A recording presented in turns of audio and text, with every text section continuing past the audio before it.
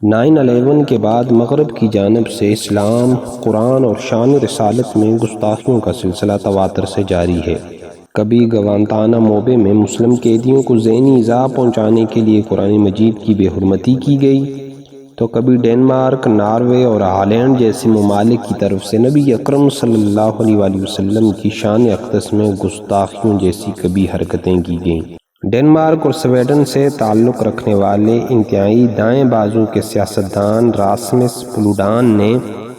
Sweden کے دارالحکومت stock home میں قائم ترکی کے سفارت خانے کے سامنے اسلام پر شدید تنقید اور گالم گلوچ کرنے کے بعد نعوذ باللہ قرآن مجید کو نظر آتش کیا۔ میڈیا رپورٹس کے مطابق 1 کروڑ آبادی والے ملک سویڈن ان دنوں پرتشدد جھڑپوں اور جلاؤ گراؤ کا شکار ہے۔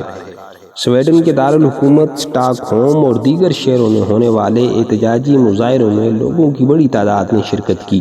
قرآن مجید کی بے حرمتی اور شان رسالت میں گستاخیاں ایسا مسئلہ ہے کہ اس حوالے سے مستقل بنیادوں پر اقدامات اٹھانے کی ضرورت ہے۔ مسلمان ممالک کو چاہیے کہ وہ دشمنان اسلام پر دو ٹوک انداز میں واضح کریں کہ اگر انہوں نے قرآن پاک کی بے حرمتی اور نبی اکرم صلی اللہ علیہ وسلم کی شان میں گستاخیاں بند نہ کیں تو وہ ان کے ساتھ کسی قسم کے سفارتی تعلقات قائم نہیں رکھ سکتے اور نہ ہی بین الاقوامی معاہدات کا حصہ بن سکتے ہیں۔ مسلمان ممالک آزاد اظہار رائے کے نام پر گستاخیاں روکنے کے لیے عملی کردار ادا کریں، اس سے آسمانوں سے اللہ کی رحمتیں اور برکتیں نازل ہوگی۔